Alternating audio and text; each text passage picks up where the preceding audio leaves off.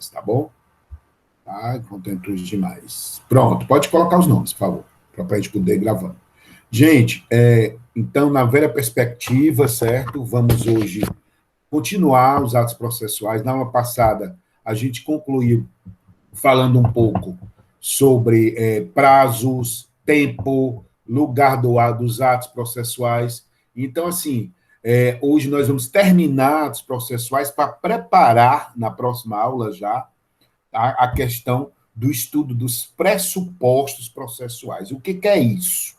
Nós estudamos já um pouco de jurisdição, estudamos acerca do direito subjetivo de ação, do direito subjetivo de exceção, e partimos para o estudo do processo. E para que a gente estude o processo, nós temos que estudar o quê? Os atos processuais. Porque, como eu já disse, o processo ele é uma soma de atos processuais. Atos processuais que são concatenados. O que é isso, Isabelle? Um vai depender do outro. Então, gente, é uma corrente. O processo entendamos como uma corrente. E essa corrente no processo, a gente chama de procedimento. E eu disse para vocês já em 2 aulas que o procedimento padrão no processo civil brasileiro é o procedimento comum.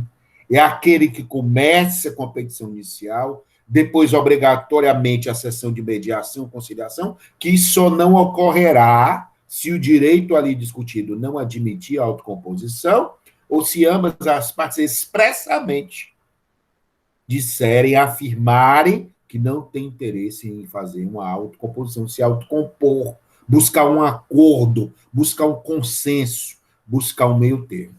Então, a gente viu isso já em aulas pretéritas. Então, a gente viu também que depois dessa sessão de mediação, se não tiver acordo, se abre o prazo de 15 dias, tá? Para quê? Para ser realizada a contestação. A contestação é o momento em que o réu, no exercício do polo passivo, ele exercita o quê, doutor Tales? O direito subjetivo de defesa, o direito subjetivo de exceção, Tiago. Então, na contestação. É comum abrir um prazo, posteriormente à contestação, para que a parte possa apresentar a réplica da parte autora. É o momento em que a parte autora tem para se manifestar acerca dos pontos da contestação. Depois da réplica, se abre o prazo para a fase saneadora ou de organização. É o momento em que o juiz processante ele organiza, certo? Todo o formato, toda a dinâmica do processo, tá? E ver se tem necessidade de marcar uma audiência de instrução para ouvir testemunhas, se tem necessidade de produção prova oral. Por quê? A audiência ela só ocorre se tiver necessidade de produção de prova oral. Se não tiver necessidade, não tem necessidade da audiência de instrução. Pode muito bem, doutor Vitor, que as provas ali colacionadas elas sejam suficientes. Então, que ele tenha condição de julgar. Se tiver condição de julgar, ele anuncia o julgamento, abre um prazo para as partes se manifestarem para mais algum ponto e decide. Né? Então, se não, marca-se a audiência de instrução e julgamento e segue-se toda a dinâmica da audiência de instrução e julgamento. Aí depois vai para a decisão. E depois, se for o caso, a parte recorre. Aí nós estudamos no ano passado, no finalzinho dela, senhores, vocês aprenderam muito bem, até o Daniel, a Mara já está ensinando por aí, a preclusão, certo? No direito processual, não se tem a prescrição. Se aplicam os efeitos da prescrição.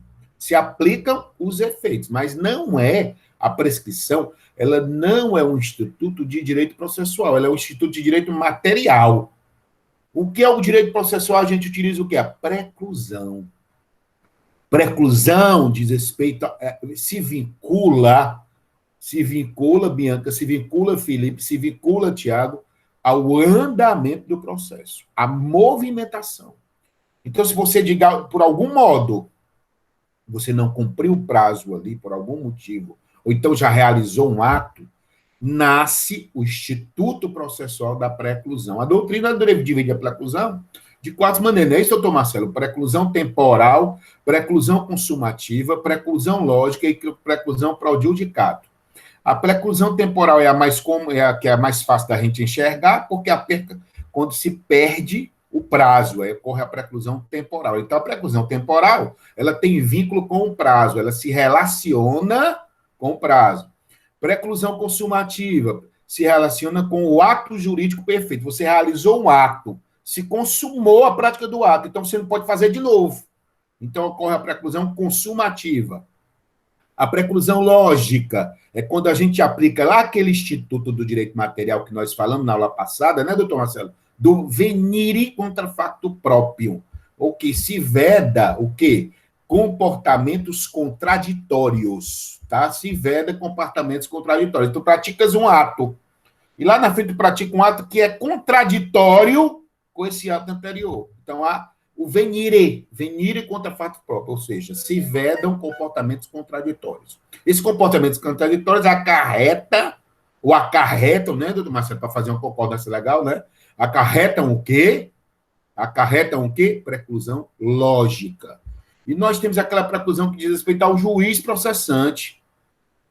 Quando o juiz julga, ele decide, doutor Enzo, ocorre o que? A preclusão pro iudicato, ou pro judicato. Passou o momento ali, ele decidiu, ele não pode ficar decidindo toda hora, não. Decidiu, terminou o papel jurisdicional dele. Preclusão pro iudicato ou judicato, certo? Alguém tem alguma pergunta, gente, sobre essa parte finalzinha da aula passada?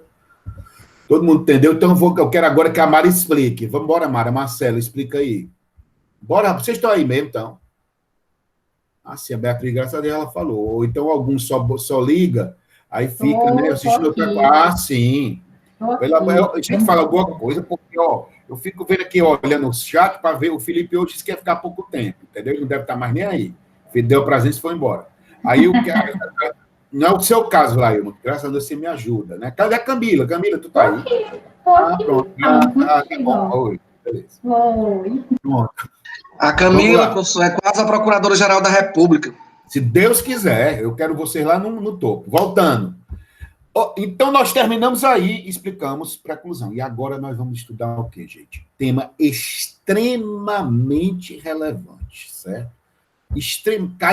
Rapaz, olha, Natan cai tudo em concurso, cai mesmo, porque essa parte, gente, é uma parte que aparentemente a gente não dá tanta importância, porque é muito simples, né? É uma parte que é simples, então a gente acaba não considerando muito. E às vezes questões simples, a gente não se aprofunda ou deixa passar despercebido, acaba não estudando, mas são questões que são bastante cobradas, tá? No âmbito dos concursos. Os concursos, eles cobram muito essas questões relacionadas ao que nós vamos começar a discutir hoje, que é o fato da comunicação dos atos processuais. Comunicação, como é que a gente se comunica, né? Nós temos os atos processuais, que a gente disse o quê?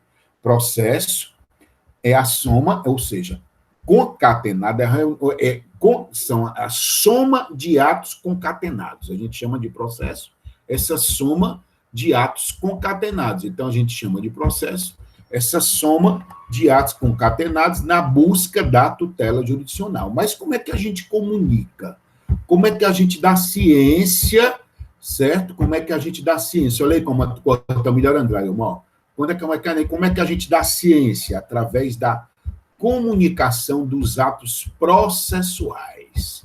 Como é que a gente comunica? A gente comunica dando ciência.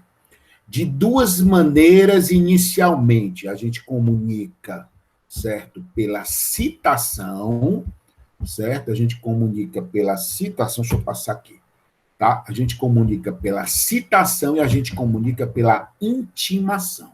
Então, de que maneira a gente comunica que os atos foram realizados? Até porque, gente, a comunicação da realização do ato, ela é indispensável por força daquele princípio constitucional que nós estudamos, que é o princípio da publicidade. Os atos processuais são públicos, ressalvadas aquelas hipóteses de segredo de justiça, que não se perde a publicidade em relação às partes. Né? As partes têm que ser cientificadas. Alguém quer perguntar? Professor, oi. Perdão, aí, mas eu queria só uma dúvida, assim, por mais que talvez seja uma dúvida besta, mas eu estou aqui com essa dúvida, eu gostaria que o senhor me esclarecesse. No caso, se não, a pessoa não é comunicada, se não consegue achar, passa todos os prazos, não consegue achar, como que se procede nessa Aí vem, nós vamos falar no caso da comunicação por edital, que é a via editalícia, entendeu? Então, assim, nós vamos ver, tá, que tem dois tipos de comunicação. A real, comunicação real, que a pessoa recebe um documento, um comunicado via eletrônico, entendeu? E temos as fictas ou presumidas. Quais são essas fictas ou presumidas? Que a gente presume que a parte, né, foi de alguma maneira comunicada, que é o caso das comunicações pela via do edital, seja citação, seja intimação editalícia, pela via do edital, ou seja, se publica no Diário Oficial da Justiça, né, da Justiça, e em um jornal de grande circulação em alguns casos. Então é algo presumido. Tu vai ler o Diário da Justiça todo dia? Nem eu leio, entendeu? Eu não leio o Diário da Justiça todo dia. Para quê? Entendeu?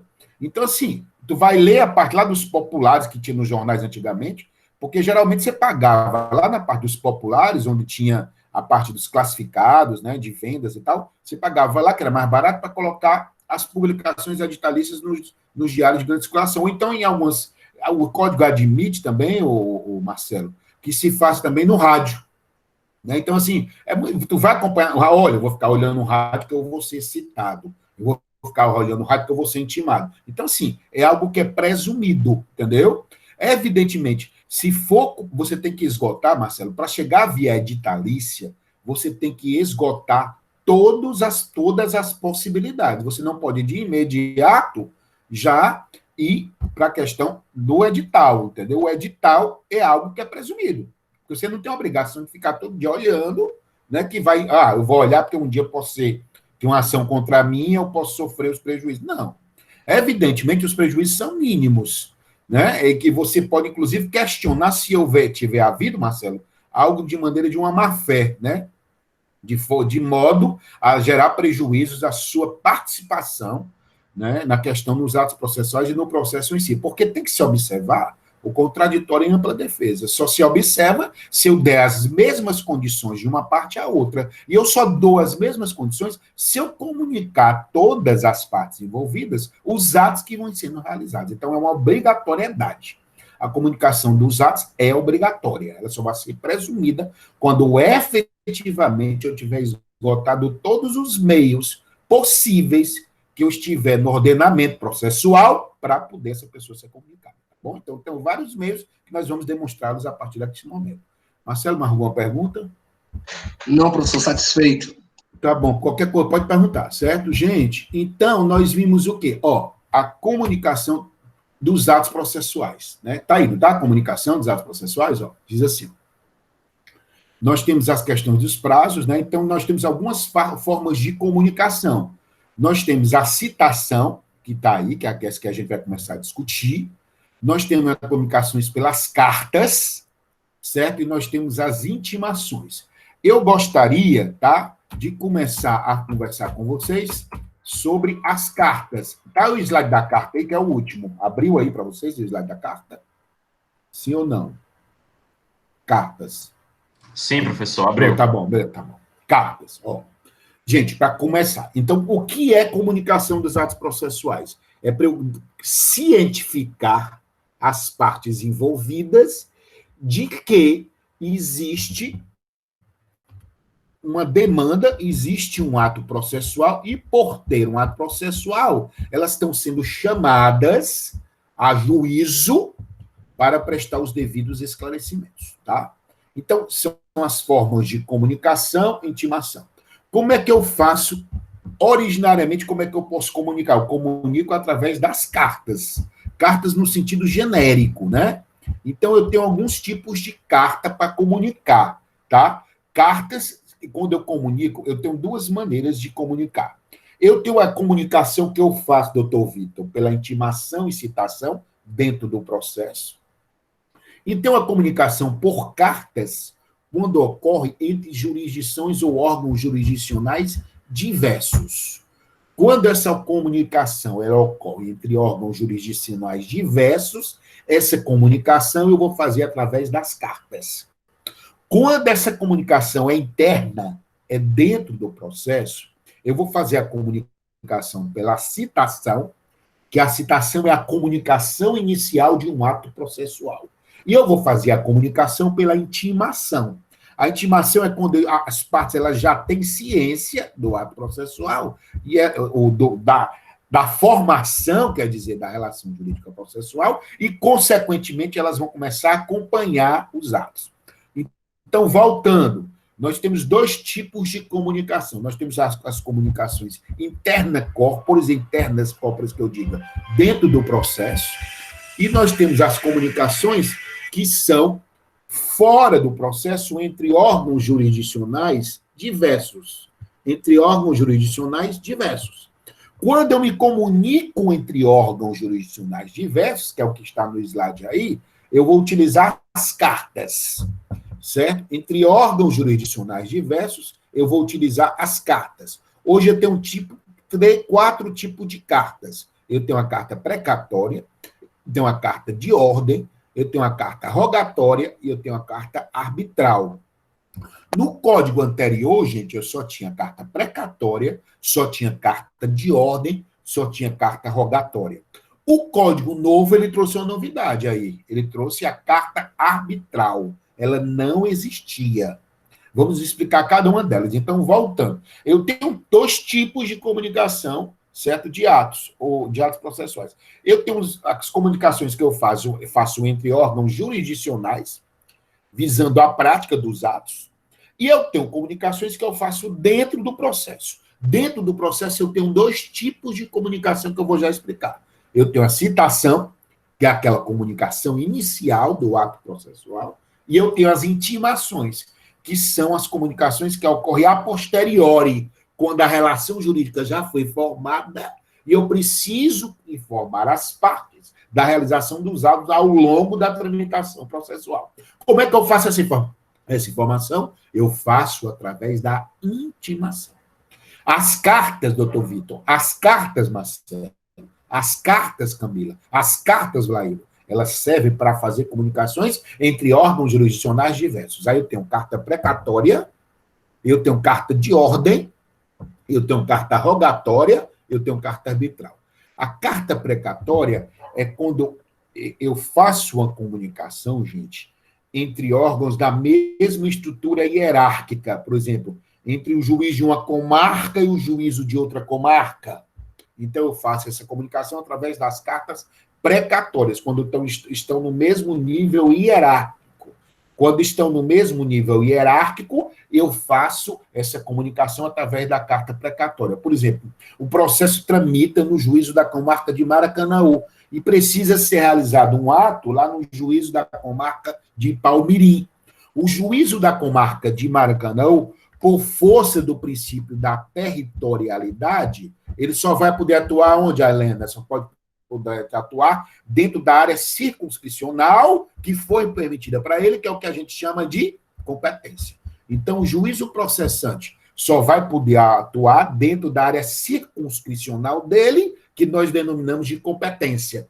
Para que venha realizar um ato lá em Palmirim, o juízo processante de Maracanaú, ele precisa expedir uma carta precatória. Ele não pode interferir na atuação jurisdicional, processual, doutor Vitor, lá do juízo da comarca de Palmirim. Ele expede o quê, doutor Helena? Uma carta precatória. Aí nós vamos ter o juízo deprecante, que é o que expede, e o juízo deprecado, que recebe a carta. Então, nós vamos ter a carta precatória dessa forma. Juízo deprecante, juízo deprecado, certo? Então, nós temos o quê? A carta precatória para fazer essa comunicação entre os juízos, entre órgãos jurisdicionais que estão onde, doutor Vitor? No mesmo nível hierárquico. Estão onde, doutor Marcelo? No mesmo nível hierárquico. Estão onde, doutor Enzo? No mesmo nível hierárquico. Então, nós temos as cartas precatórias. Aí a gente tem o segundo tipo de carta. Nós temos as cartas de ordem. Tem gente querendo entrar, não estão conseguindo por quê, Rafael? Mas ela não está pedindo, não está, ó. Ela disse que pediu, que se você autorizar para ela entrar. Mas não vi, não.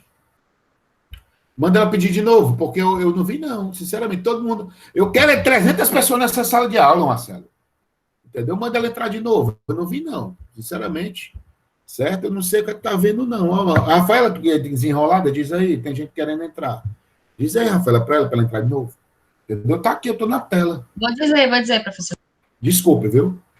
Então, gente, nós temos a carta de ordem, certo? A carta de ordem, gente, ela vem quando é de um nível hierárquico superior para um nível hierárquico inferior. É aquela ideia do juízo a quo, do juízo a de quem? Vocês lembram? O professor Manuel está pedindo para sentar na aula. De novo, Marcelo.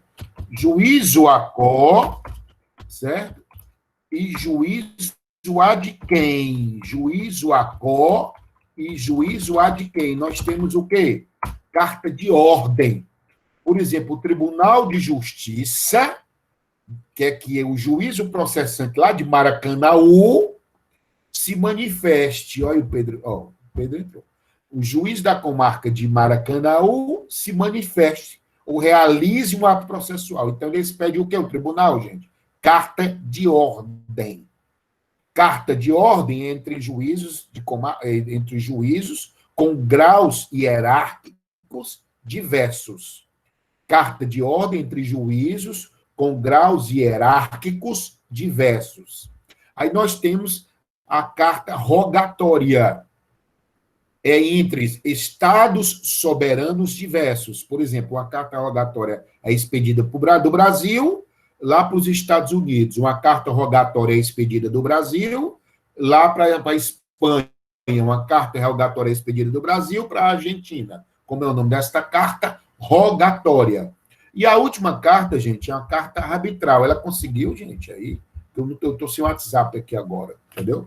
Então, a última carta, deixa eu olhar aqui. A última carta é a carta arbitral. Essa carta arbitral, ela é uma inovação. Ela não tinha no Código Antigo. Ela foi aí instituída agora para que o Código ele fomentasse, como ele fomenta, certo? Para que o Código fomentasse, eu estou aguardando, vou estar aqui, estou aguardando, pode entrar, estou aguardando. Pode entrar, estou aguardando, estou colocando aqui no WhatsApp. Então, essa carta arbitral... Oi. Alguém tem alguma pergunta? Essa carta arbitral, ela serve para fomentar... Estou aguardando, botando aqui. Essa carta arbitral, ela serve para fomentar o quê, gente? A prática da arbitragem. Certo? Então, nós vimos a lei 9307/96, que é a lei de arbitragem, e essa carta arbitral ela é expedida pelo juízo arbitral e encaminha para o juízo processante. Para que ela serve, gente? Nós dissemos para vocês que o árbitro ele não tem aquele jus imperi, aquele poder imperativo que tem o juízo processante, né? Então, o árbitro, ele pratica atos normais, como se fosse... O árbitro, ele pratica atos normais, como se fosse um juiz de direito, né? Mas ele não pode obrigar a parte a cumprir uma decisão dele, né? A gente viu que a decisão arbitral, ela tem o mesmo efeito de uma decisão judicial. Ambas são títulos executivos.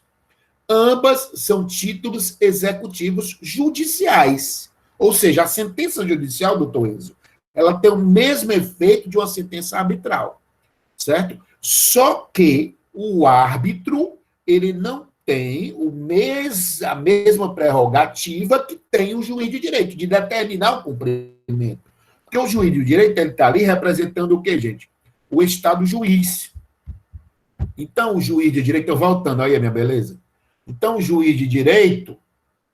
Ei, Manuel, foi o que eu autorizei, tu não me engraça não, Camilinha, Rafa e Marcelo, olha. O juiz de direito, o que, gente? Ele tem o quê? O juiz de direito? Ele tem o poder de determinar, certo? Por quê? Ele representa o Estado juiz. Já o árbitro, por ser um viés mais particular, ele não pode obrigar. Aí o que foi que o código fez? A arbitragem tem que ser utilizada também. Para tanto, eu estou criando uma carta que eu denominei de arbitral. Então, o árbitro expede essa carta e encaminha para um juiz, que seria o competente, para que ele tome ciência e adote alguma medida, certo? Alguma medida de obrigação, de imperatividade, de poder dever, Então, a carta arbitral, ela serve para isso. Então, 4 tipos de carta, né? Nós temos precatória, entre juízos do mesmo nível hierárquico, mas distintos. Nós temos a carta precatória, nós temos a carta rogatória, entre estados soberanos distintos. A gente tem a carta de ordem, quando é entre juízos que são hierarquicamente um inferior e outro superior, o tribunal expede uma carta de ordem perante o inferior, que seria o juízo processante. E nós temos a carta arbitral, que diz respeito ao processo arbitral. Ok, gente, as cartas caem em concurso direto, isso aí. É besteira, mas a gente às vezes não lembra, né, e perde questão besta. Carta rogatória, Dólar, por exemplo, você quer entrar com ação de divórcio como advogada lá para um cônjuge varão, mora na Espanha. Então, você pede a expedição de carta rogatória. Qual o problema da carta rogatória? A burocracia dela e para fazer cumprimento. Ou seja, o juiz daqui não pode cumprir lá no Estado soberano. Ele manda para que a jurisdição lá ela cumpra o que está ali, né? Mas dentro dos parâmetros de cada... Deixa eu só dizer, dentro dos parâmetros, gente, de cada Estado soberano, né? Então, qual é o problema da carta rogatória, Dora? Você expede aqui, manda lá para a Espanha, tem que passar pelo Ministério de Relações Exteriores daqui, mandar por de lá. E outra coisa, os Estados soberanos, para fazer cumprir as cartas rogatórias, eles precisam ter pactos internacionais, ou seja, eles precisam ter celebrado tratados internacionais para fazer cumprimento. O Brasil, durante muito tempo, ele teve muita dificuldade, os órgãos jurisdicionais, de que sentido? De fazer valer o cumprimento lá nos Estados Unidos, porque o Brasil ele não tinha convenção internacional, tratados, pactos, em relação ao cumprimento de cartas rogatórias nos Estados Unidos. Então, já havia uma dificuldade muito grande, entendeu? Porque carta rogatória, segundo os tratados internacionais, ele tem que ter um tratado prévio para que os estados possam celebrar entre si essas cartas rogatórias. Então, cartas rogatórias entre estados soberanos diversos. Entra com ação de divórcio, o cônjuge varão mora lá na Espanha, então você vai pedir a citação dele por através de quê? Carta rogatória. Né? Precatória, entre comarcas distintas. Ordem, o nome está dizendo, ó, um órgão soberano superior em relação a o que? Um órgão jurisdicional superior, que eu diga, em relação a um órgão jurisdicional inferior. Né? Carta de ordem. E carta arbitral, entre arbitragem e jurisdição. Ok, gente? Ou ao Vitor, melhor não casar. Tu é doido, Vitor Maria, cara, é bom demais casar, né? Eu fiz 20 anos de casado agora. Melhor coisa do mundo. Então, a gente vai o quê? Dá para ir carta de ordem, tá, Priscila? Carta de ordem. Por exemplo, tem um processo tramitando, Priscila, lá no Tribunal de Justiça. O tribunal quer que se realize um ato processual, mas esse ato, para ser realizado, ouvir o testemunho, por exemplo, tem que ser ouvido lá em Uruburetama, na terra da banana, que você tem vínculo lá, né? Então, para ser ouvido lá em Uruburetama.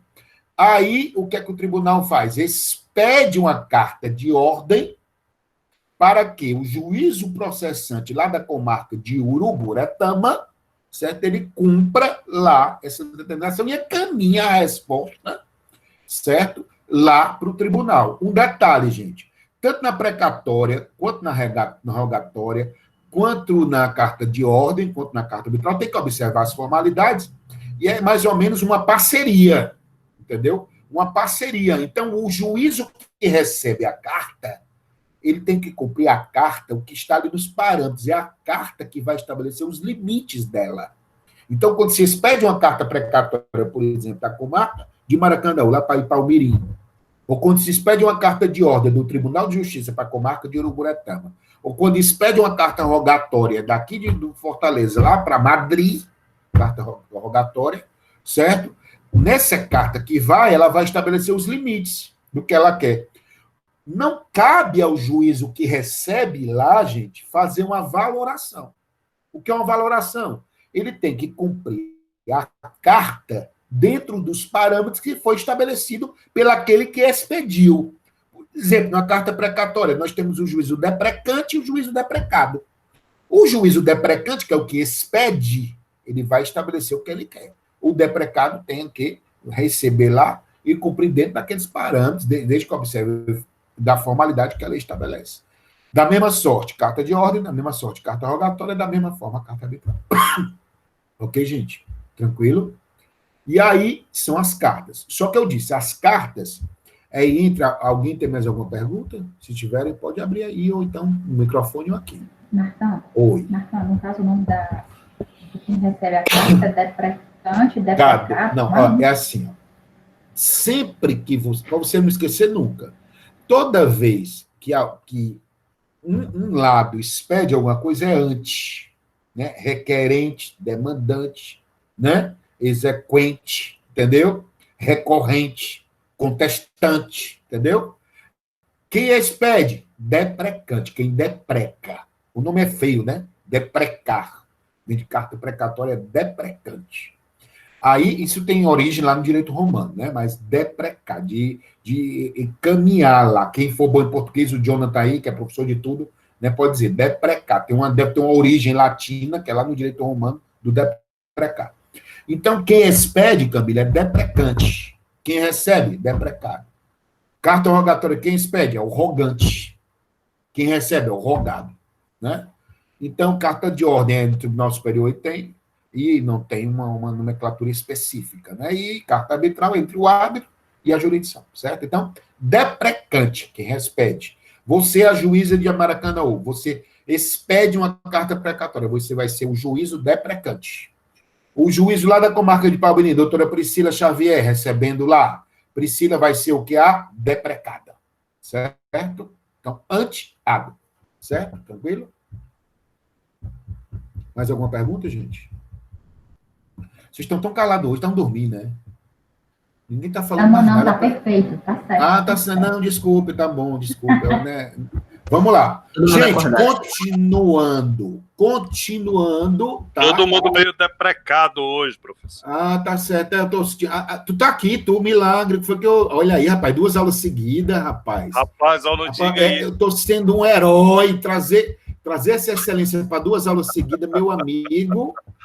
Rapaz, pense no cara. Eu tenho certeza que não foi por causa do ponto, foi porque você quer se aprofundar. Não puxar muito o assunto, não, professor. Não, ponto é uma coisa irrelevante. Rapaz, o homem desse 2 aulas seguidas. Eu ainda vou assistir o CD, viu? Só para você. Não, faça isso não. Eu sou do CD, mas por conta do meu tempo e outras coisas, eu assisto no meu horário. Mas fazia tempo que eu não via essa excelência. A gargalhada dele, que é assim, é emblemática e é inconfundível, viu? Obrigado, professor. Um abraço. Pois é. Rapaz, eu estou dizendo, só falta o Roberto agora, pronto, aí eu choro. Vamos lá. Gente, então, quando a gente comunica internamente, certo, doutora Vlaima, minha professora Master Top Plus das galáxias, a gente tem a comunicação interna, nós temos a citação, tá? E nós temos a intimação, tá? Então, citação, gente, não esqueçam jamais. Vocês, enquanto operadores iniciais, vocês já têm que aprender isso, fica muito claro para vocês. Citação é essa comunicação inicial, é o chamamento inicial ao réu, a juízo. Então, quando se chama inicialmente o réu, a parte demandada a juízo, o nome é o quê, gente? Citação. Então, a citação é o ato pelo qual vou colocar o réu, o executado, a parte interessada, ou seja, uma parte contrária inicialmente a juízo, é a citação. Quando já houve a citação, tá? E o processo está tramitando e eu quero comunicar a realização de atos posteriores, aí eu vou ter o quê, gente? Eu vou ter a intimação. Então, aí eu vou ter a intimação. Então, essa comunicação inicial, eu tenho a citação. As comunicações posteriores, certo? Eu tenho a intimação. Eu tenho hoje, de acordo com o artigo 246 do Código de Processo Civil, a citação hoje ela pode ser realizada de 5 modos, né? A citação hoje ela pode ser realizada de 5 modos. A citação padrão, tá? A citação padrão, que é a citação pelo correio. A citação pelo correio, ela é a citação que é padrão, tá? De acordo com o artigo 247, do Código de Processo Civil. A citação pelo correio é aquela regra geral. Então, qual é a regra geral? É que a citação seja feita pelo correio para qualquer comarca do país. A regra geral é que a citação seja feita pelo correio para qualquer comarca do país, tá? Nós temos a citação por oficial de justiça. Nós temos a citação por oficial de justiça, que seria, tá certo, gente? Que seria nas hipóteses, por exemplo, que estivessem impossibilitadas, tá? Ou que não fossem possíveis a citação pelo correio. Então, se a gente for lá para o artigo 247, quem quiser acompanhar aí, 247, a Vlailma quiser colocar aí para vocês, tá? O Availma Rafaela, diz assim o 247, ó. Podia uma das duas poder colocar, eu agradeço. A citação será feita pelo correio para qualquer comarca do país, exceto nas ações de Estado, quando o citado for incapaz, certo? Quando o citado for pessoa de direito público, quando o citando residir em local que não atendido pela entrega domiciliar ou quando o autor justificadamente requerer de outra forma. Então, gente, nessas hipóteses, a citação não seria pelo correio. Aí nós vamos lá para o artigo 249. Lá no 249, ele traz a citação, tá? Por oficial de justiça, tá? Lá no 249, ele traz a citação por oficial de justiça, que nesse caso vai ser expedido um mandado, não é mandato. Mandato é procuração, mandato é eletivo, aí é um mandado. Mandado é uma ordem, é um mandado de citação por oficial de justiça, tá certo?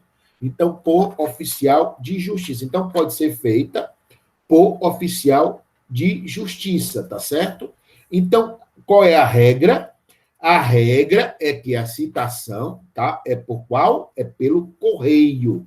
Se for frustrada de alguma forma, não for possível a citação, aí se faz o quê? A citação por oficial de justiça. Ou então, nas hipóteses do artigo 247, que traz exceção à regra geral, tá? Traz exceção à regra geral. Outra hipótese de citação, a citação que é nova, essa hipótese, é a citação pelo escrivão ou chefe de secretaria, se o citante comparecer em cartório. Ô menino bom, ele, igual a excelências, ô menino bom chega lá e diz, olha, eu vim aqui ser citado, né? Ele pode ir lá e dizer, eu vim porque eu quero ser citado, porque eu quero ser demandado. Então, hoje o Código permite isso. Você vai lá e se dar por citado pelo escrivão ou chefe de secretaria. Então, outra hipótese de citação. A outra hipótese de citação, gente, que nós temos também a exceção, é a citação por edital. A citação por edital, ela só vai ocorrer, evidentemente, quando forem frustradas ou não forem possíveis as demais hipóteses de citação, ou então, por exemplo, quando são as hipóteses lá do artigo 256, a citação por edital, são as hipóteses do artigo 256. Quando, por exemplo, for desconhecido ou incerto o citando, quando ignorado, incerto ou inacessível o lugar em que se encontrar, ou nos casos que a lei estabelecer, entendeu? Então, assim, a citação por edital, ela é exceção. Qual é a regra? Citação pelo correio. Qual é a exceção? Por oficial de justiça, quando no 247 diz as hipóteses, ou quando restar frustrada a citação pelo correio.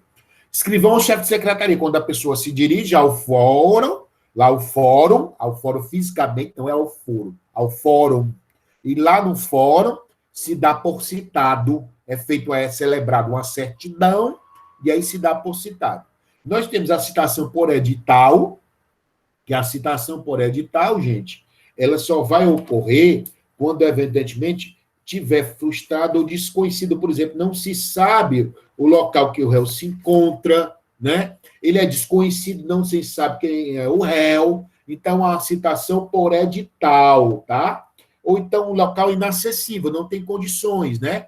Então você não tem condição de se dirigir para realizar. Está havendo um grande problema de facção lá naquela região e não tem condição de você ir lá se dirigir para realizar uma citação, sob pena de vários problemas, vários prejuízos. Você pode pedir a citação pela via editalícia, então seria uma exceção, que é a via do edital. E a por meio eletrônico, que ela começa a estar em voga, mas a por meio eletrônico, ela tem um regramento próprio, que é a lei de 2006, e outro detalhe.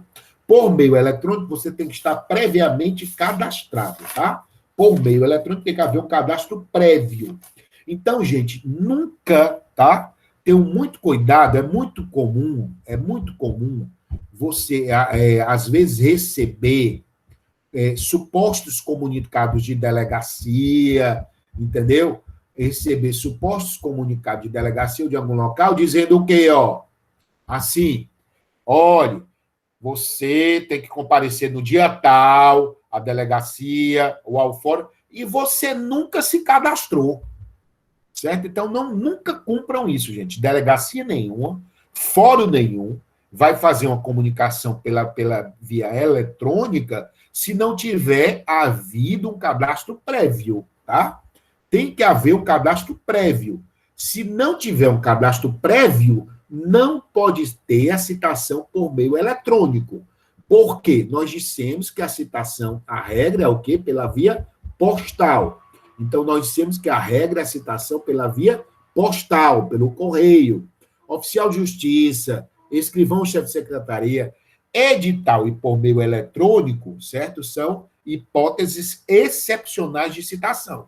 Outro detalhe, a citação é pessoal, em relação à pessoa. Então, a citação, ela é pessoal, tá? Então, ela é pessoal. A questão dela ser, por exemplo, citada da pessoa de um representante legal, de procurador, certo? Ou do interessado, ela é de maneira excepcional, de acordo lá com o artigo 242. Mas a regra é que a citação, ela é pessoal. E de que maneira? Correio, oficial de justiça, escrivão-chefe de secretaria, por edital ou por meio eletrônico, tá? São as 5 hipóteses de citação. Correio, oficial, escrivão-chefe de secretaria, por edital e meio eletrônico. Além dessa, gente, eu vou já ficar lá da real e ficta. Nós temos uma citação que ela não está nesse rol, porque ela é mais uma maneira de ser feita. Ela é realizada por oficial, certo? É a citação com hora certa. Citação com hora certa. A citação com hora certa, que é o caso do artigo 252 do Código de Processo Civil, se as minhas assessoras puderem colocar aí, artigo 252, é a citação com hora certa. Ocorre, sobretudo, quando se percebe que o réu está se escondendo para não ser citado, né? A citação com hora certa é quando, por exemplo, o oficial de justiça se dirige para realizar uma citação, tá? E percebe que o réu está se escondendo para não ser citado, ou seja, ele está descumprindo os deveres jurisdicionais, ele está descumprindo do dever de contribuir com o Estado juiz. Então, pelo artigo 252, se promove o que se denomina de citação com hora certa, né? Aí o oficial vai 2 vezes lá, certifica, e quando vai a segunda vez, ele diz o seguinte: certifica um vizinho, uma pessoa da família, tá? E diz, ó, em tal hora, em tal dia eu vou estar aqui para realizar a citação, avise a ele. Se o oficial se dirigir lá, nesse momento, lá para o endereço do réu, do executado ou do interessado, ou seja, da pessoa a qual está sendo citada. E se ele se dirigir nesse dia que ele marcou, no dia e horário, e a parte não estiver, ele vai no vizinho ou na pessoa da família que ele indicou e se dá como se tivesse realizado a citação. Como é o nome dessa citação? Citação com hora certa, tá? Então, é quando o oficial vai por 2 vezes e percebe que o réu, executado ou interessado, ou seja, aquela pessoa na qual está sendo citada, ele está querendo se furtar do dever de cumprir como Estado juiz, ou seja, ele não está querendo ser citado. Então, ele marca um dia e horário. No dia e horário, que são as hipóteses lá do artigo 252. No dia e horário, ele se dirige lá. Então, quando ele se dirige, se a parte não tiver essa parte a qual deveria ser citada, ele vai lá naquele vizinho ou naquele familiar que ele informou e daí certifica, tá, de que, a partir daquele momento, é considerado como citado. Com um detalhe, nos 10 dias seguintes, quando essa carta esse mandado é juntado nos autos, nos 10 dias seguintes, quando esse mandado é juntado nos autos, tem que se mandar um comunicado lá para a parte, por correio, informando que foi feita essa citação, tá certo? Com hora certa. Aí nós vamos para essa classificação aqui, tá? Citação real e ficta ou presumida. Quais são as hipóteses de citação real? Pelo correio, são as pessoais, né? Pelo correio, por oficial de justiça, por escrivão-chefe de secretaria e por meio eletrônico. Qual é a hipótese de citação ficta? Edital. E qual é o exemplo de citação ficta por oficial de justiça? Quando o oficial de justiça faz o que se denomina de citação com hora certa, né? Por que com hora certa e a edital são presumidas? Porque ou algo ficta, porque a parte ela não foi citada pessoalmente, ela não recebeu lá o documentozinho lá, o mandado, a carta, tá certo? Ela não recebeu. Então, são hipóteses de citação ficta ou presumida. Eu estou aqui agora olhando se tem alguma pergunta, tá? Ficta ou presumida. Na prática, Dora, na prática, essa citação por edital, o fores pede como a parte da citação vai saber. Por isso, Dora, que é o fores pede. Por isso que é ficta ou presumida, tá? Ficta ou presumida. Tanto ela, tá, Dora, quanto a citação com hora certa, elas são presumidas. A parte não foi citada pessoalmente. Houve uma presunção, tá, de que houve essa citação, entendeu? Então, Dora, é ficta ou presumida. Se presume que ocorreu. Né? Se houver dolo da parte autora, né, indicou errado o endereço, tudo é como se ela não tivesse se operado, se efetivado, entendeu? Então, é como se ela não tivesse se operado, é como se ela não tivesse se efetivado. Bem, Rafa, nós temos dois tipos de citação, pergunta da Rafaela. Citação real e citação ficta ou presumida. As citações de natureza real são aquelas que são pessoais, na pessoa do demandado, do réu, na pessoa do executado, do interessado, ou seja, a pessoa que é comunicada para estar em juízo para se defender. Então, citação real. As hipóteses de citação ficta ou presumida é quando não há uma citação pessoal propriamente dita, tá, Thales? Não há citação pessoal propriamente dita, tá, Vlailma? Só que foi expedido um documento. É o caso da citação por edital.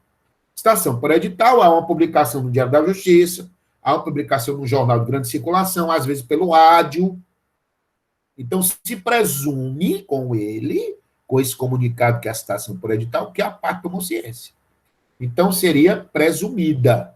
Os efeitos delas não são tão absolutos quanto da citação real. E outro exemplo de citação ficta ou presumida é quando o oficial de justiça faz o que nós denominamos de citação com hora certa.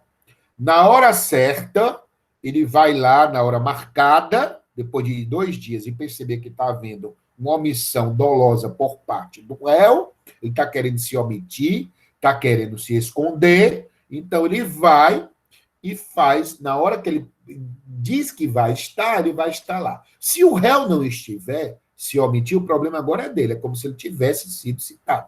Por isso que são hipóteses de citação ficta ou presumida. A Beatriz está perguntando se a eletrônica é presumida. Não, Beatriz. A eletrônica não existe isso. Por isso, cuidado vocês, operadores. Delegacia nenhuma, fórum nenhum, vai mandar um comunicado eletrônico, uma citação, se você não tiver feito um cadastro prévio. Tá? A citação eletrônica, para ela ocorrer, tem que ter um cadastro prévio seu. Se você tiver um cadastro prévio, aí você pode ocorrer a citação eletrônica, tá certo? É para isso. É para facilitar, para utilizar. É uma tendência, mas tem que ter um cadastro prévio. Ela não é presumida, tá? Ela não pode ser. Até para evitar isso. Tu já imaginou, Bia? Porque aí várias pessoas, vários hackers iam se aproveitar dessa situação, né? Não, porque eu mandar qualquer tipo de informação, você ia ficar com medo, ia estar... Eu, costumeiramente, né? Eu, de vez em quando, recebi telefonema de colega, e recebo de pessoas amigas da família. Natan, eu recebi aqui uma intimação, tá? Um comunicado lá da delegacia, por e-mail. Meu amigo, nem vá, delegacia nenhuma, fórum nenhum, faz se. Aí eu pergunto lá, você se cadastrou lá para isso? Não, então, esqueça. Se você tem que fazer o cadastro prévio, tá bom? Então, ela não é presumida, não, para isso. E aí, gente, nós vamos agora, para concluir a aula de hoje, dar uma olhada com vocês nas hipóteses de intimação.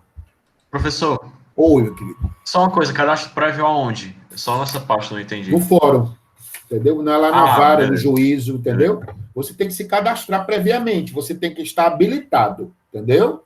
Obrigatoriamente. Então, se você não tem uma habilitação prévia, ou, né, você não pode ser citado eletronicamente, entendeu? Por quê? Como é que vai saber o teu e-mail, né, e tudo? Então, você tem que estar habilitado previamente, porque é uma lei de 2006 que faz essa previsão, porque o Código Novo, ele só fez remissão à eletrônica, ele não se deteve, sabe, Enzo, em minúcias a tratar da citação eletrônica. Ele admite ela, mas ele deixou que a lei continuasse a reger, continuasse a regular, tá, essa citação eletrônica. Então, você não pode receber eletronicamente, até porque, se você não se cadastrou, como é que a pessoa vai saber teu e-mail se não houve um cadastro prévio? Então, que tem que ter um cadastro prévio para você vir a ser citado eletronicamente, entendeu? Então, ela é uma excepcionalidade, tá certo? Ela se admite, tá? E tudo. É o que diz, por exemplo, o artigo 246, né? 246, certo?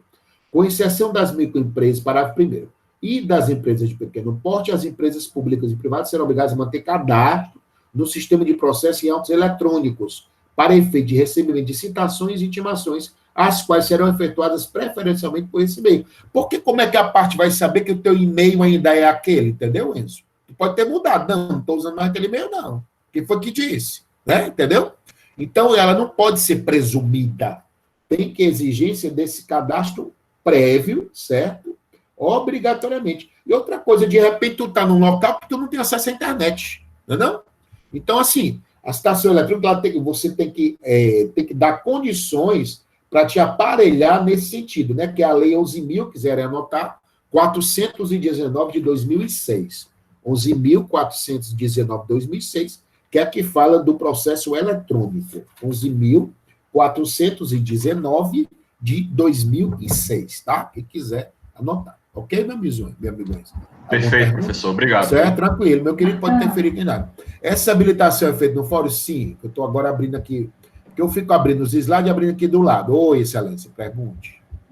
Marca, eu posso dizer, então, que essa citação, ela é dita, no caso real, quando ela é feita pelo correio, para o oficial de justiça, quando é o trâmite normal, lá pelo escrivão e o chefe de secretaria. No caso, ela vai ser... E a eletrônica.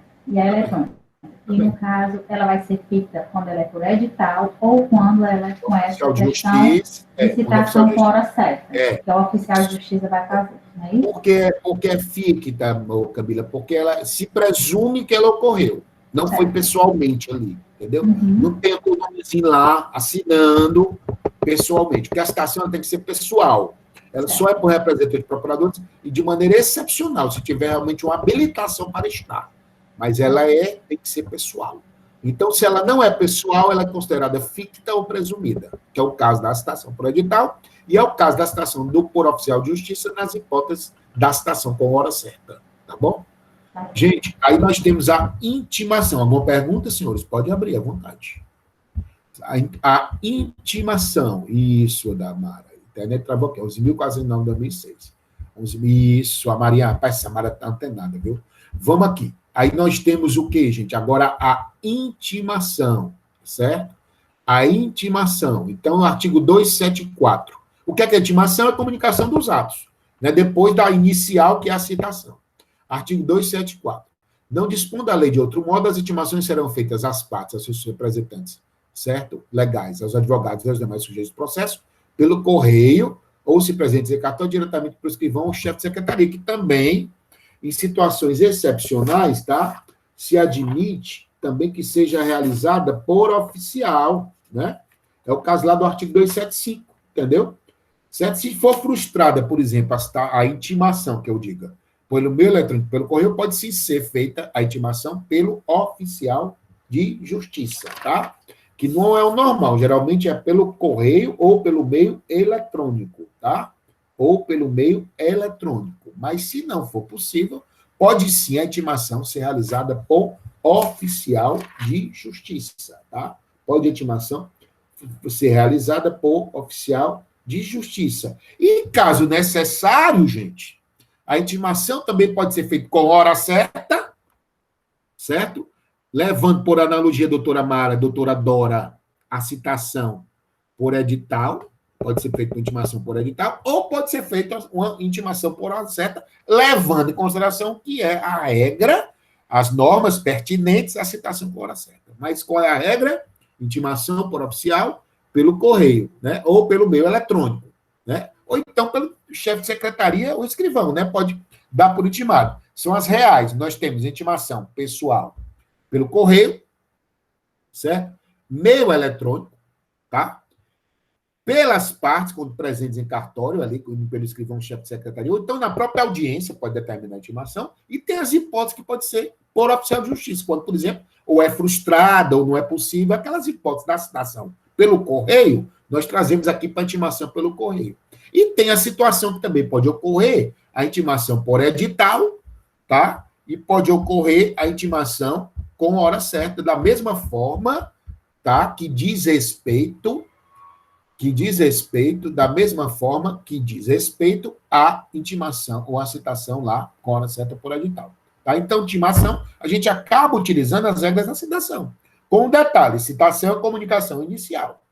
Tá? Intimação é a comunicação dos atos que ocorrem a posteriori, quando a relação jurídica processual ela já está formada. Porque, gente, um detalhe. Com a citação, eu implemento os elementos para se formar a relação jurídica processual. O que é a relação jurídica processual que eu já falei? É a triangulação envolvendo autor, juiz e réu para resolver um objeto, para resolver um conflito, para resolver uma contenda. Como é que eu formo isso, doutora Vlailma? Através da citação. Depois de já formada a citação, aí nós vamos estudar na partida próxima aula os pressupostos para o processo andar, para o processo se constituir, para o processo se desenvolver, certo? Então, essa citação ela serve para formar essa triangulação, autor, juiz e réu. Formando-se essa triangulação, aí vai começar a nascer o processo, que é aí que a gente vai para o estudo dos pressupostos processuais. Então, comunicação dos atos, nós temos cartas, certo? Nós temos cartas, nós temos citações e nós temos intimações. E a intimação, gente, como eu já tinha falado, artigo 275 aí, né? Na intimação será feita por oficial, quando frustrada a realização por meio eletrônico ou pelo correio. Eu queria trazer uma inovação, gente, é o artigo 269. Está aí na tela, não está? O 269? 269 está na tela, artigo 269. Então, artigo 269 do Código de Processo Civil. Gente, esse 269, ele é uma coisa interessante. Não existia no Código Antigo, tá? Eu coloquei porque já caiu prova de concurso. Então, artigo 269, certo? Principalmente no que ele está trazendo aí, tá? É uma inovação no seu parágrafo 1º, tá? Diz assim, ó, é facultado aos advogados promover intimação do advogado da outra parte por meio do correio, juntando aos autos a seguir cópia do ofício de intimação e do aviso de recebimento. Gente, para dar celeridade.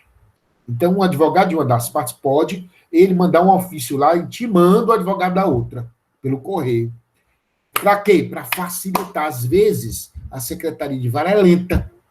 E aí, para dar celeridade, se admite, no parágrafo 1º do artigo 269, que está na tela, se admite a possibilidade, tá, de se fazer a intimação através de quê, gente? Mandando, viu, doutor Vitor, um ofício de um advogado para o outro. Aí você junta depois nos autos, para provar que ele foi intimado daquele ato processual. Então, é uma inovação, artigo 269, parágrafo 1º, certo, do Código de Processo Civil. É muito comum acontecer em órgão público ou outro, é verdade, entendeu? Então, é muito comum para dar uma celeridade, para facilitar, Então, foi uma facilidade que a lei trouxe para buscar o quê? A efetividade e tudo. A Dora está perguntando, gente, onde se encaixa a notificação. Gente, entenda uma coisa. No processo civil, intimação e notificação têm o mesmo significado. Tá? No processo civil, nós temos a citação e nós temos a intimação. A notificação é a mesma coisa que intimação. Notificação a gente usa no processo trabalhista. O processo trabalhista, nós não utilizamos, Dora, o nome notificação. Nós utilizamos, ou intimação, nós utilizamos notificação. No processo penal, nós chamamos intimação, certo, de algo. E notificação, notifica-se, tá, para um ato. Intima-se de outro ato. Lá eles fazem a distinção. Já no processo civil, nós não temos essa distinção mais. Notificação é a mesma coisa que intimação. Certo? Na delegacia, a gente usa muito notificação. Notificar. No processo civil, não tem mais. Processo civil é intimação e notificação. Tá? No juizado especial, às vezes se usa notificação. Tá? Mas no processo civil puro, esse que nós estamos estudando, não tem essa distinção mais. Só tem cartas, citação e intimação. Ok, gente? Gente, alguma pergunta, gente, sobre isso? Alguém tem alguma pergunta? Pode abrir o microfone para o aqui do lado. Todos. Gente, pois aí é isso. Na próxima aula a gente continua a terminar essa parte de atos, tá? E aí a gente começa tema extremamente relevante, que é pressupostos processuais, para vocês entenderem o processo, por quê e como ele nasce e se desenvolve. São os pressupostos processuais, tá, ok?